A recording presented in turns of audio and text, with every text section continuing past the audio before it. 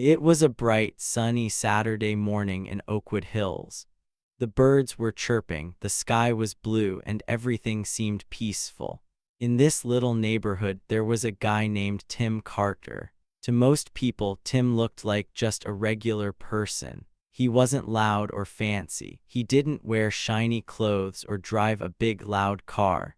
Nope, Tim was quiet and simple. He lived in a small house with a tiny yard. In his living room, he had a Wi-Fi router that made a little humming sound. Nothing special, right? Well, that's what everyone thought, but they were wrong.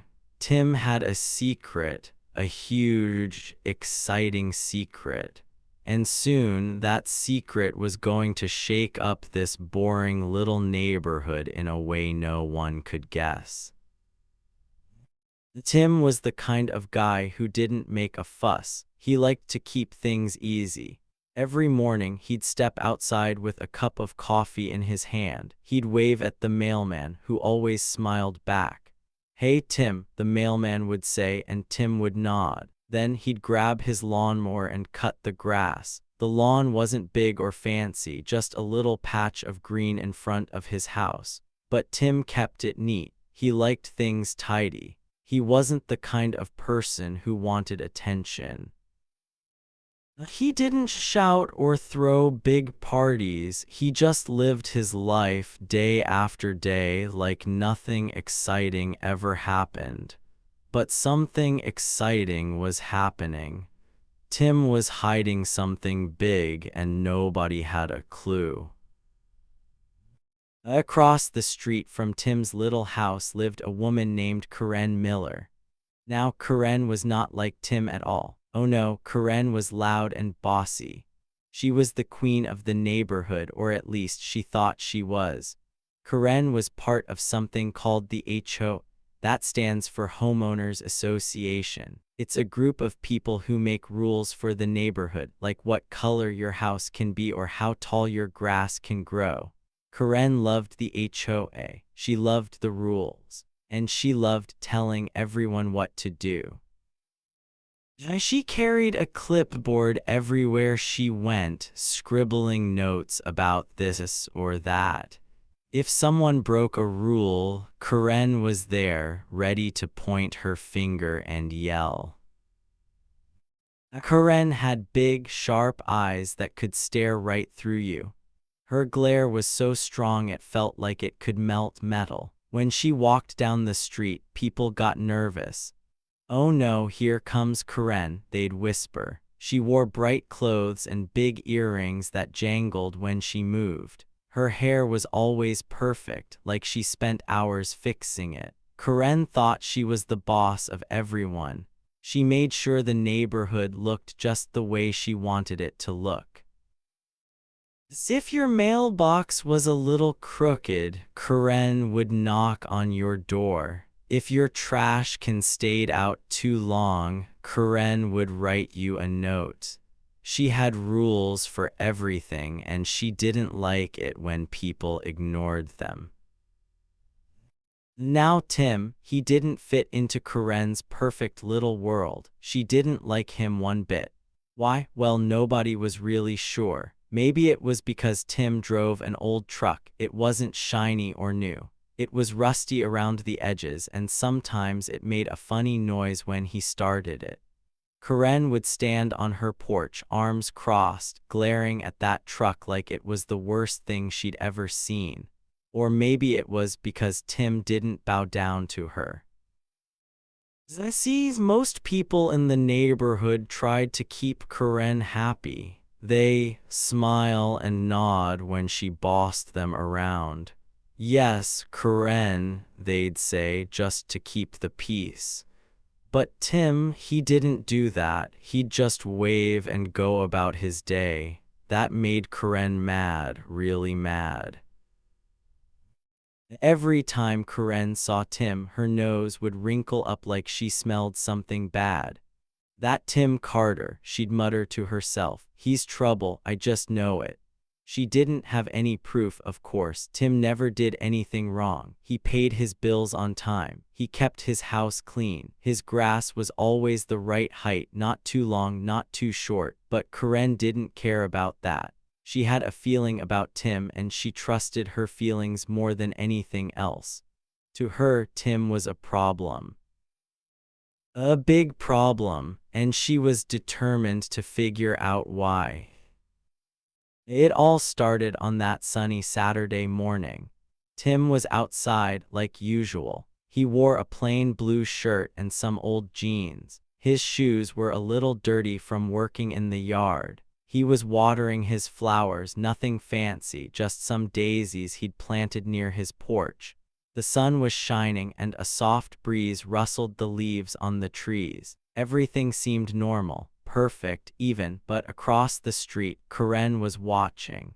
She stood by her window, peeking through the curtains. Her clipboard was in her hand and her pen was ready. She didn't trust Tim, not one bit. "What's he up to?" Karen whispered to herself. She squinted her eyes, trying to see every little thing Tim did. He watered the flowers. He waved at a kid riding by on a bike. He even picked up a piece of trash that had blown into his yard.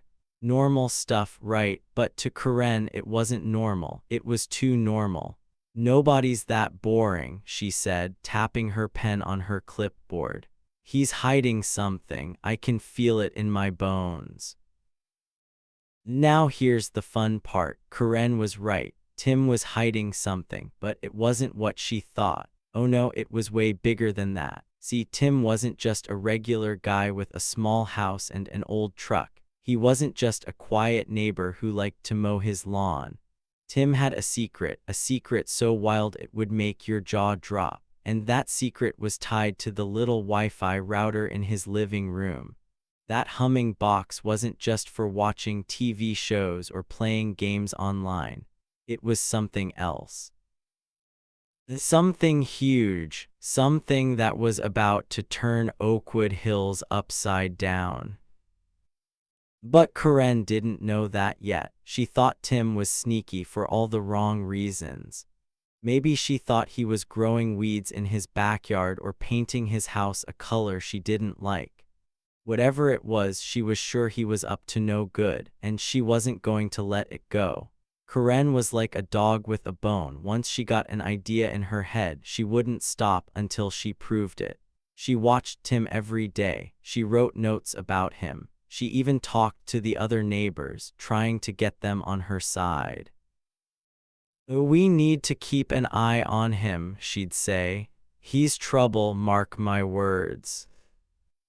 The other neighbors didn't really care. "Tim's fine," they'd tell her. "He's nice, he doesn't bother anyone." But Karen wouldn't listen. "You'll see," she'd snap. "One day you'll all thank me." She was so sure of herself, so sure she was right. But here's the thing, Karen was about to mess with the wrong guy. Tim wasn't just some random neighbor she could boss around. He was different, special. And soon, she'd find out just how special he really was. That Saturday morning, as Tim watered his flowers, Karen made up her mind. She was going to catch him. She didn't know how yet, but she'd figure it out. She'd watch him like a hawk. She'd listen for any weird noise. She'd check his trash cans if she had to. Karen was on a mission, and nothing was going to stop her. Little did she know, Tim was ready. He wasn't scared of Karen. He wasn't worried about her clipboard or her rules. He had something bigger going on, something that would make Karen wish she'd left him alone. So what do you think Tim's secret could be? Can you guess? Maybe you think he's a superhero hiding in plain sight, or maybe he's got a treasure buried under his house. Nope, it's even better than that. Stick around, because you won't believe what's coming next. This quiet little neighborhood is about to get loud, really loud. And Tim, he's the one who's going to make it happen. Karen thinks she's the queen, but she's about to lose her crown. Get ready for the ride, because this story is just getting started. Karen wasn't like any neighbor I'd ever met. Nope, she was way more than that. She was the boss of the HOA, which stands for Homeowners Association. That's a group of people who make rules for our neighborhood, like what color your house can be or how tall your grass can grow. Karen loved being in charge. She acted like she owned every single house on our street, not just hers.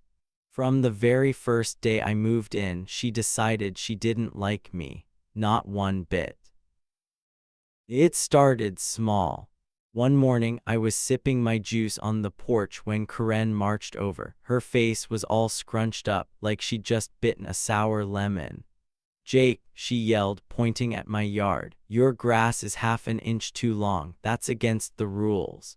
I looked at my grass. It didn't seem long to me. It was green and happy just sitting there. But Karen, she acted like it was a giant jungle. I didn't want to fight, so I just nodded. "Okay, Karen," I said with a little smile. "I'll fix it." I thought maybe she'd chill out after that. Spoiler alert, she didn't. The next day she was back. This time it was my mailbox. I'd painted it blue because, well, I like blue. It's a fun color, right? But Karen didn't think so. She stomped up my steps, her arms flapping like an angry bird. "That mailbox isn't the right size," she shouted. "It's not regulation. The rules say it has to be boring old gray." I scratched my head. My mailbox looked fine to me. It held my letters just great. But Karen kept going on and on about how it was breaking some big HOA law. I nodded again. "Sure, Karen," I said, still smiling. I figured she'd get tired of bugging me eventually. Maybe she'd find someone else to yell at. Nope, I was wrong again. Every day it was something new. One time she said my trash cans were too close to the curb. Another time she didn't like the flowers I planted because they were too bright. Too bright, they were just yellow daisies. I started wondering if Karen ever smiled. Did she wake up every morning thinking, how can I make Jake's day annoying? It sure felt like it, but I stayed calm. I'd smile, say okay, and go about my business. I didn't want trouble. I just wanted to enjoy my little house and my quiet life. Little did I know, Karen was about to take things to a whole new level. Then came the day that changed everything.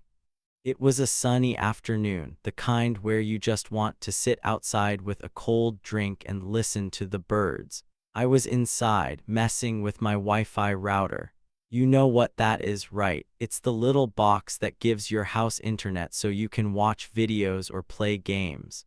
Mine was sitting by the window, blinking its tiny green lights. Nothing special, just a normal router. But to Karen, oh boy, it was like a monster from a scary movie.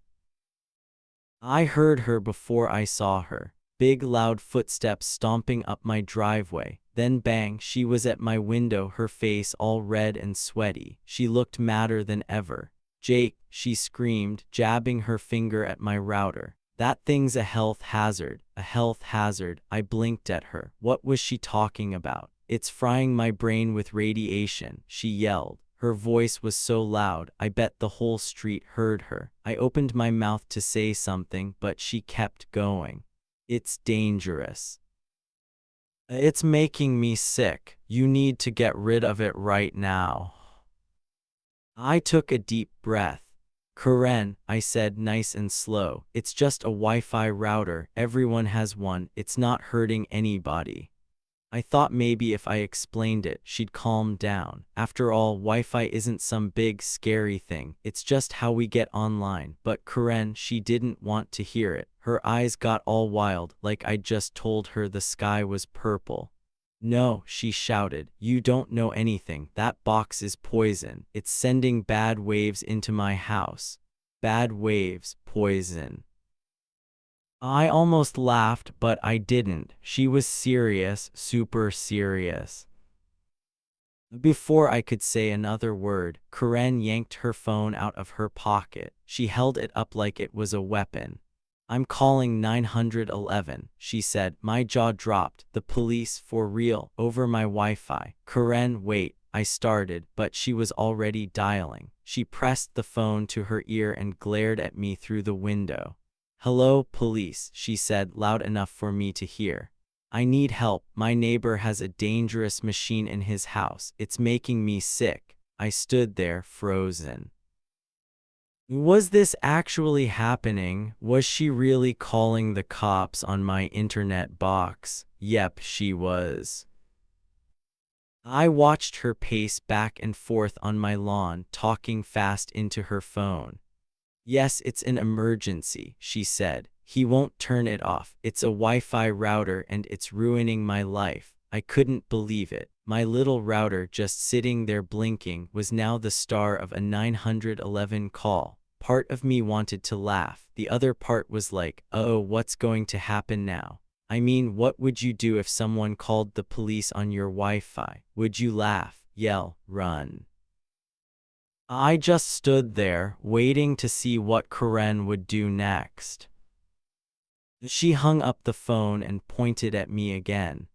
"You're in big trouble now, Jake," she said. "The cops are coming and they'll make you take that thing down." Then she marched back to her house, her head held high like she'd just won a prize. I stared after her, shaking my head. Big trouble over a router. This was nuts. Totally nuts. But deep down, I started to feel a little worried. What if the police really did show up? What if Karen made them believe her crazy story? I didn't want cops at my door over something this silly. For the rest of the day, I kept peeking out my window. Every car that drove by made my heart jump. Was that the police? Nope, just the mailman. How about now? Nope, just a kid on a bike. Karen's house was quiet, but I knew she was up to something. She always was. I could picture her over there writing down more proof about my Wi-Fi. Maybe she thought it was turning her into a robot or something. Who knows with Karen? She was wild and she was mad and she wasn't going to let this go. That night, I couldn't sleep.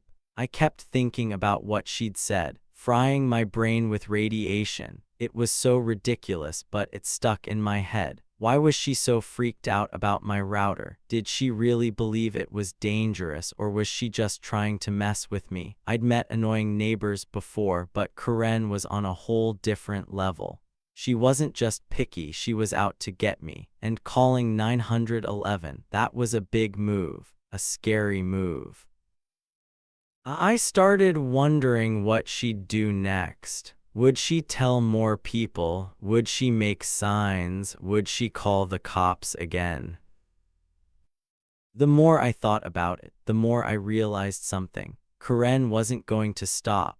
This wasn't just about grass or mailboxes or Wi-Fi. She didn't like me, period. Maybe she didn't like anyone who didn't follow her rules perfectly. I was new here and she wanted to show me who was boss. But here's the thing, she didn't know me. She thought I was just some quiet guy who'd back down. She had no idea what I was really about.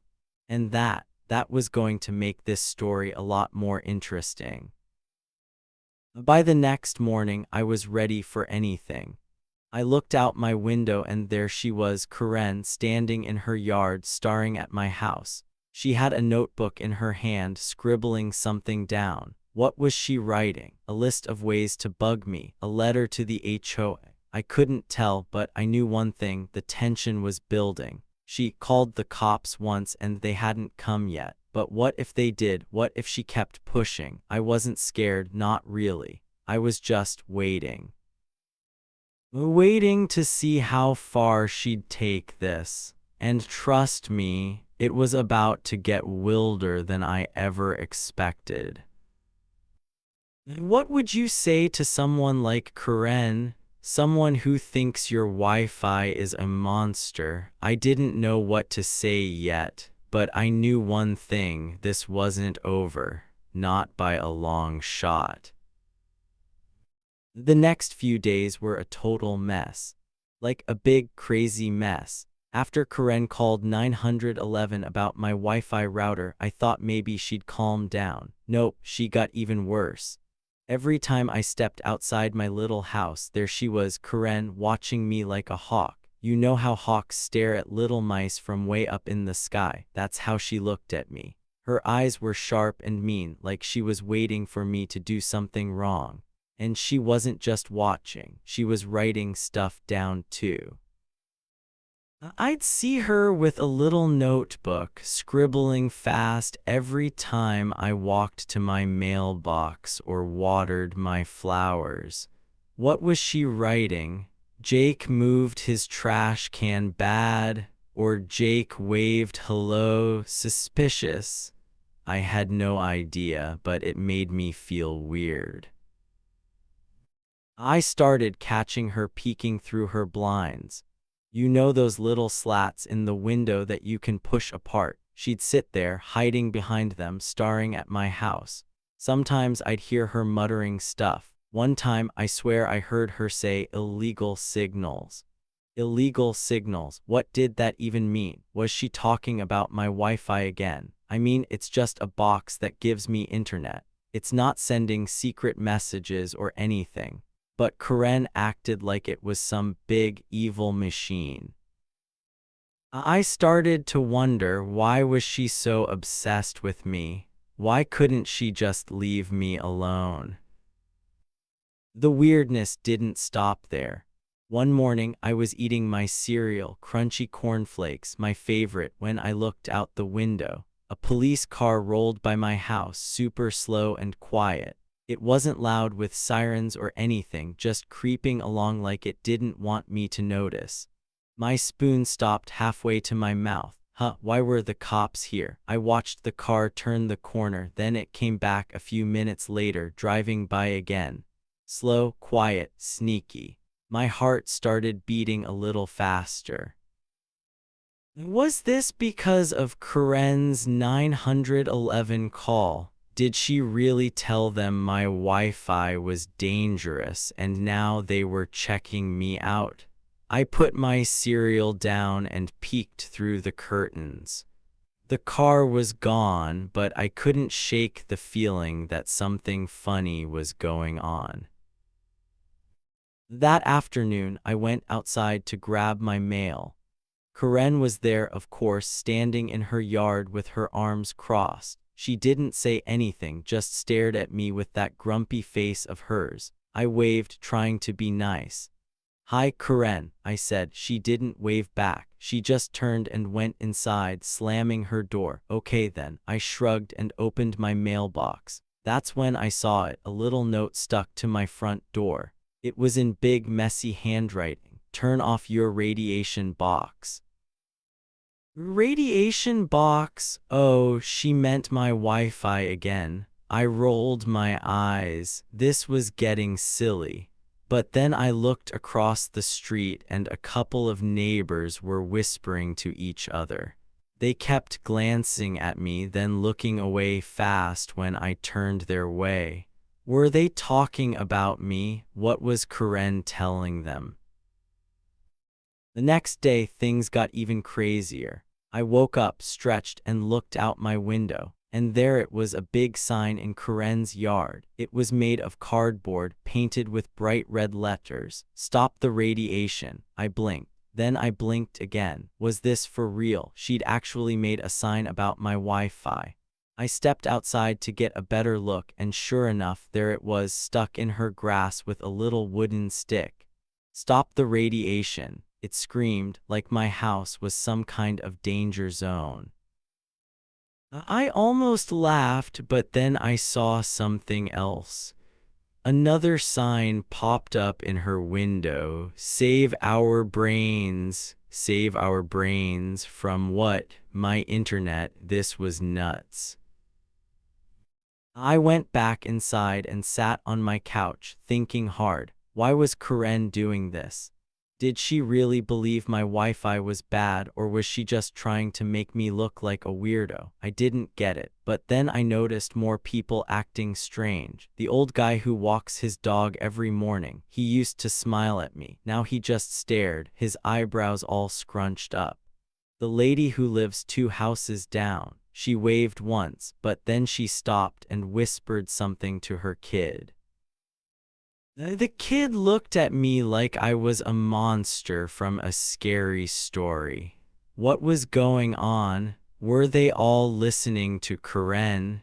Did they think I was some kind of criminal because of my Wi-Fi? I decided to test it. I grabbed my watering can and went outside to sprinkle my flowers.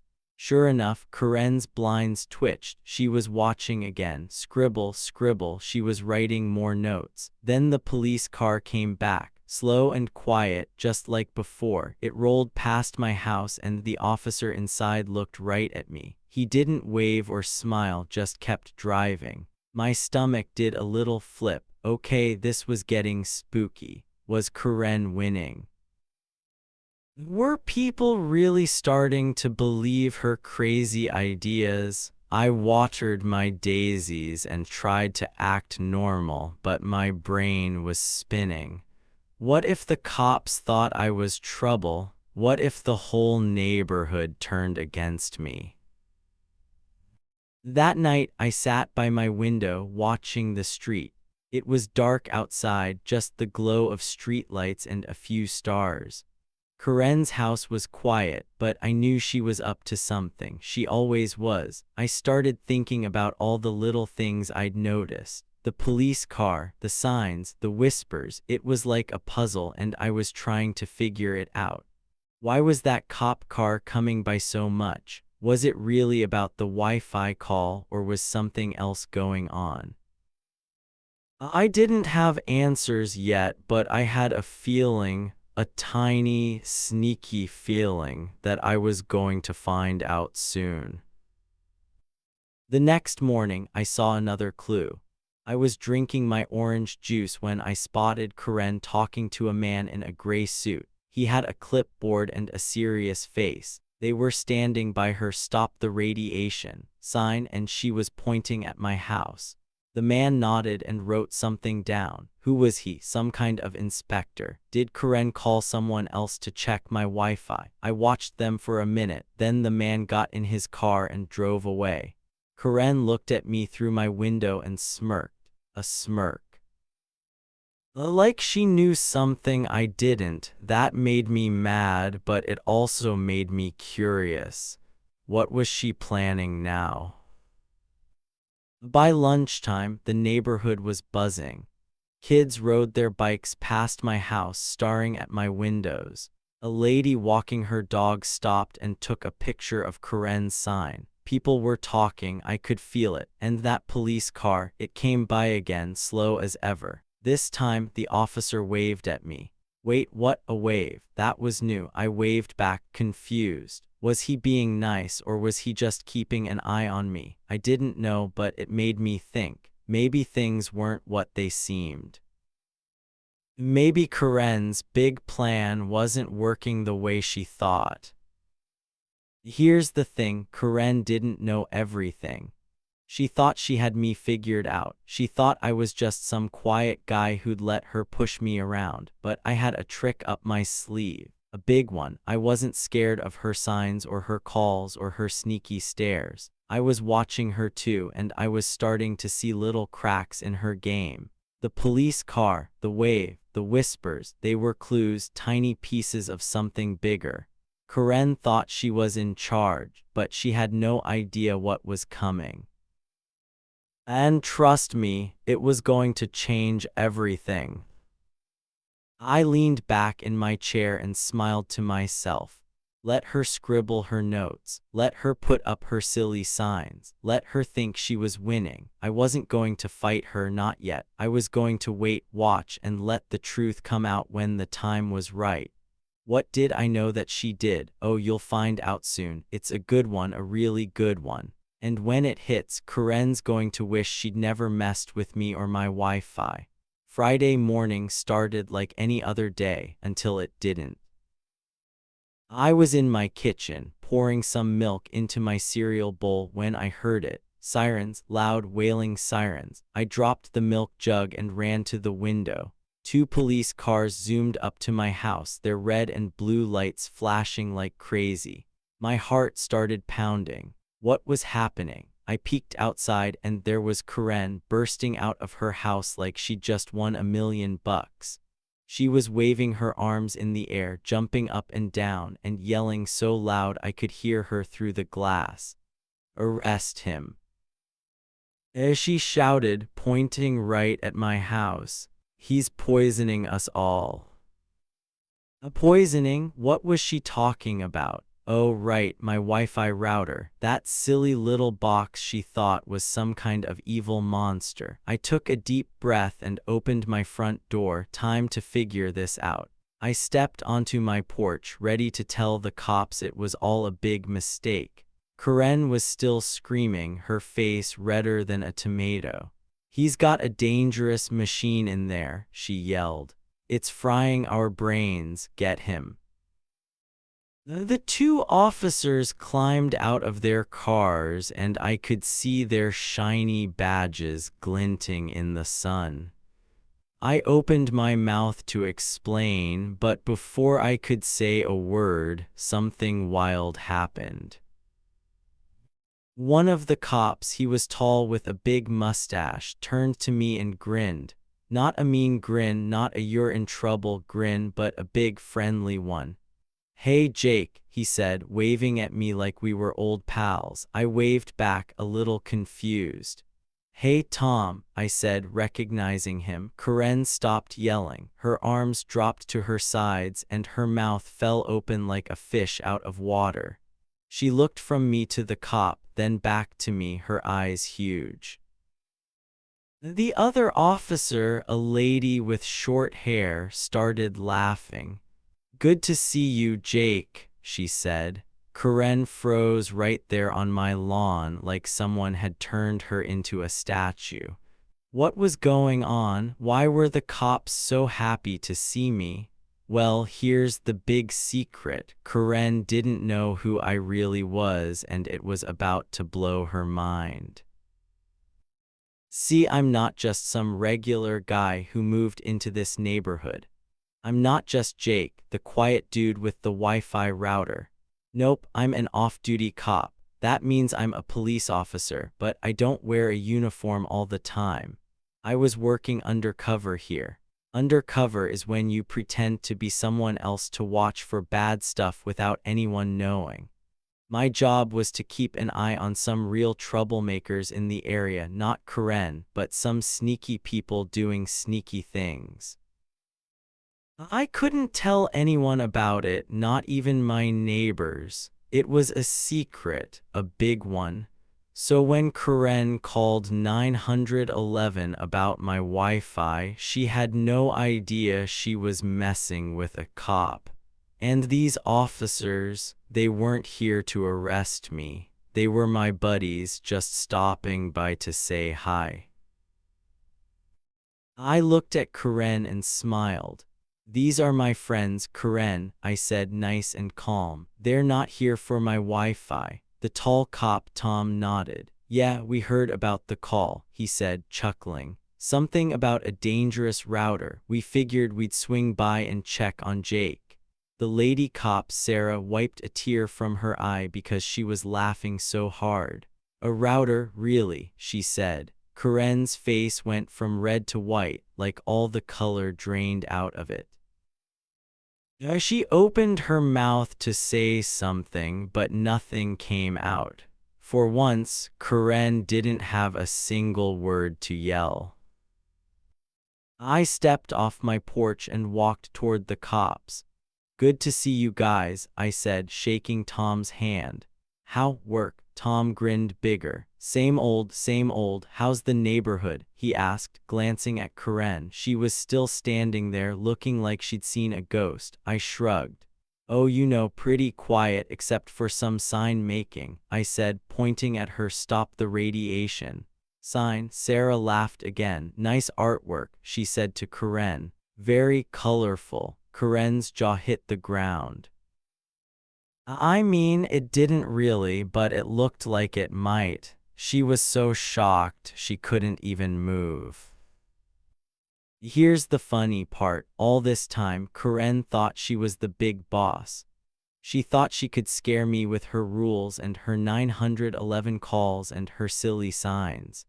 She thought I was just some guy she could boss around. But now she knew the truth. I wasn't just some guy, I was a cop. And those police cars she'd been waiting for, they weren't here to get me. They were here because Tom and Sarah wanted to grab a coffee and catch up. They'd heard about Karen's call at the station and thought it was hilarious. We couldn't resist stopping by, Tom said. A Wi-Fi emergency, that's a new one. Karen finally found her voice. But, she stammered, pointing at me. He's dangerous, his router, it's… Tom cut her off, still smiling. Karen, it's just Wi-Fi, it's not poisoning anybody, trust me, we'd know. Sarah nodded. Yeah, Jake's one of us, he's not the bad guy here. Karen's eyes got even wider, if that was possible. She looked at me, then at the cops, then at her sign. You could almost see her brain spinning, trying to figure out what just happened. She'd been so sure she was right, so sure she'd win. And now she looked like the silliest person on the street. I crossed my arms and leaned against my porch railing. So, Karen, I said, keeping my voice nice and easy, still think my Wi-Fi's a problem? She didn't answer, she just stared at me, her mouth opening and closing like she was a puppet with no words. Tom clapped me on the shoulder. Take care, Jake, he said. Let us know if you need backup with, the HOA stuff. He winked and I laughed. Sarah waved. See you around, she said. They got back in their cars, lights still flashing, and drove off, leaving me and Karen standing there. Karen didn't say a word. She turned around, slow as a snail, and shuffled back to her house. Her big victory, gone, her big plan to get me in trouble, poof, it was over. And me, I stood on my porch watching her go, feeling pretty good. She'd been so loud, so sure, and now she was the one who looked silly. Guess who wasn't the bad guy after all? Yep, me, the quiet cop with the Wi-Fi router. And trust me, that wasn't the end of this story, not even close. After the big surprise with the cops, things got really funny. The officers, Tom and Sarah, were laughing so hard they could barely talk. They thought Karen's Wi-Fi freakout was the silliest thing ever. I couldn't help it, I started smiling too. Karen stood there on my lawn looking like she wanted to disappear. She tried to fix what she'd said. I didn't mean arrest, she stammered, her voice all shaky. I just wanted them to check it, but it was way too late for that. Everyone knew she'd gone too far, and her big plan had flopped right in her face.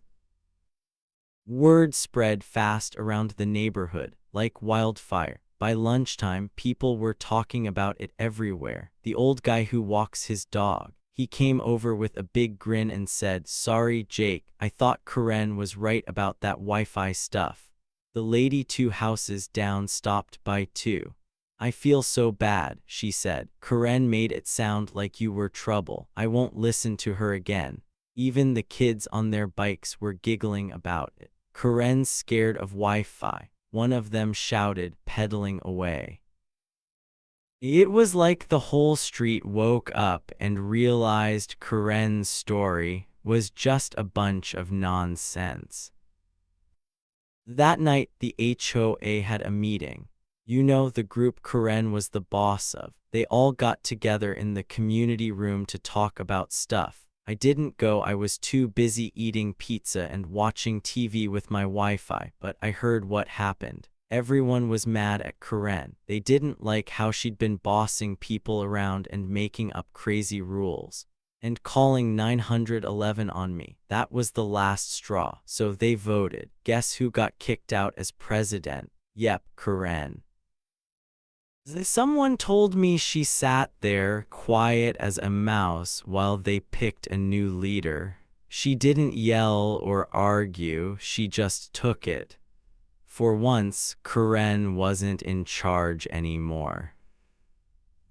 A few days later, I saw something even better. A big for sale sign went up in Karen's yard. Can you believe it? She was selling her house. I heard from the mailman that she couldn't handle how embarrassed she felt. Everyone knew she'd been wrong about me, and she didn't like people whispering about her instead of me. So she decided to pack up and leave. Good riddance, I thought. My street was finally going to be peaceful again. As for me, I went back to my normal life. I could sit on my porch, play games online, and watch videos, all with my Wi-Fi working just fine. No more Karen stomping over to yell at me. No more silly signs in her yard. It was awesome. But the best part, before Tom and Sarah left that day, they gave me a little gift. It was a fake sign they made just for fun. It said radiation-free zone in big, goofy letters. I stuck it in my yard, right where Karen could see it. Every time I looked at it, I laughed. She hasn't said a single word to me since that day. Not one. She just stays inside, quiet as can be. So that's how it all ended. Karen learned her lesson, the neighbors were nice again, and I got to enjoy my house in peace. Justice, oh yeah, it was served big time. Okay, so here's the big thing I learned from all this craziness with Karen and my Wi-Fi. Sometimes the loudest people, the ones who act like they're the boss of everything, don't really know what's going on. They think they've got it all figured out, but they're missing the real story. Karen was like that. She yelled, made signs, and called the cops, thinking she'd win. But me, I didn't shout back. I didn't get mad or start a big fight. I just stayed quiet and let the truth come out when it was ready. And guess what? That worked way better than arguing. Think about it. When someone being mean or trying to push you around, you don't always have to push back hard. You can stay cool, keep your head up, and wait for the right moment. The facts, the real stuff, will show up and fix things. That's what happened with me. Karen thought she had me beat, but the truth about who I was turned everything around. It didn't need me to scream or cry. It just needed time, and when it hit, it was perfect. So next time someone's bossing you around or making trouble, remember this little trick. Don't let them get you all upset. Be patient, stay strong, and let the truth do the work. It's like a secret power you can use anywhere, at school, with friends, or even at home. Have you ever had a moment like that? A time when you flipped the story and surprised everyone? I'd love to hear about it. Drop your thoughts below, because I bet you've got some cool stories too. Thanks for sticking with me through this wild tale. I'll catch you in the next one.